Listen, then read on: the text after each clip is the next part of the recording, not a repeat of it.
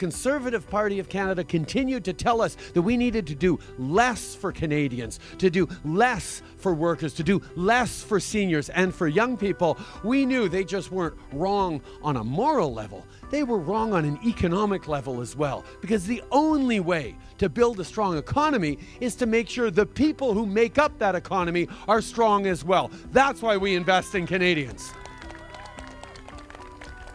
So whether it comes to ending with this pandemic, where we're going to continue to step up and trust science and encourage people to get vaccinated, where the Conservatives are again moving backwards. They don't want to tell their candidates that they have to get vaccinated. They also don't want to. They're going to reverse our commitment to make sure that anyone on a plane or a train gets fully vaccinated to keep everyone safe, including little girls like Betty who are getting on that plane. We need to make sure we're doing everything we can to keep people safe and at the same time step up for a better future. So it's appalling to think of the fact that Erin O'Toole has committed that he is going to rip up the deal we signed with the government of Saskatchewan for $10 a day daycare for Saskatchewan families in the coming years. This is an investment not just in supporting families, but in supporting businesses and creating stronger economic growth. These are the things that the Conservatives don't understand when they promise to take Canada back. We know that going back isn't the way to go. We need to move forward for everyone, and that's what we're going to do together. It's time for a government in Ottawa that respects Western Canada.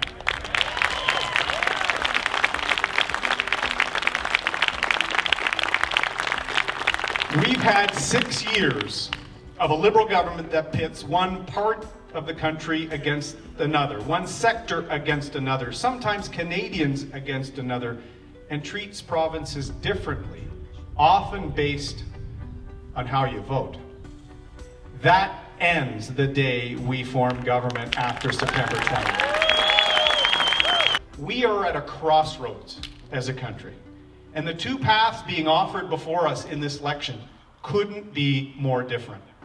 The first path, being offered by the Trudeau Liberals, the NDP and the Greens, no path to Canada's economic recovery after the pandemic. They want to keep hundreds of thousands of working families out of work as they transition away entire sectors of our economy when we need them the most. But friends, there is another path. The path being offered by Canada's Conservatives. Our team will work relentlessly on creating jobs, getting wages up, and making life more affordable for families here in Saskatoon, in Saskatchewan, and across this great country. One thing we've got to acknowledge is that that legacy of injustice is ongoing. It didn't stop with the residential institutions. To this day, right now, the Canadian government was found to have recklessly and willfully discriminated against Indigenous children in the Indigenous child welfare system. That is a very harsh finding by the Canadian Human Rights Tribunal, that they were willfully and recklessly discriminated against. Despite that finding, Justin Trudeau is fighting these kids in court. He is fighting them in court. There is no way that on one hand, Justin Trudeau can claim to walk the path of reconciliation if he is fighting Indigenous kids in court. A New Democrat government, me as Prime Minister, I would immediately stop that fight against Indigenous kids. I would immediately implement the ruling of the Canadian Human Rights Tribunal. We would ensure that every community in this country had clean drinking water. We would respect Indigenous communities as nations and work with them with the spirit of the United Nations Declaration on the Rights of Indigenous People, with true nation-to-nation relationships. We would walk the path of reconciliation. There is no excuse that in the 21st century, with a G7 nation, that Indigenous communities still don't have clean drinking water. There is no excuse that I buy that makes any sense whatsoever.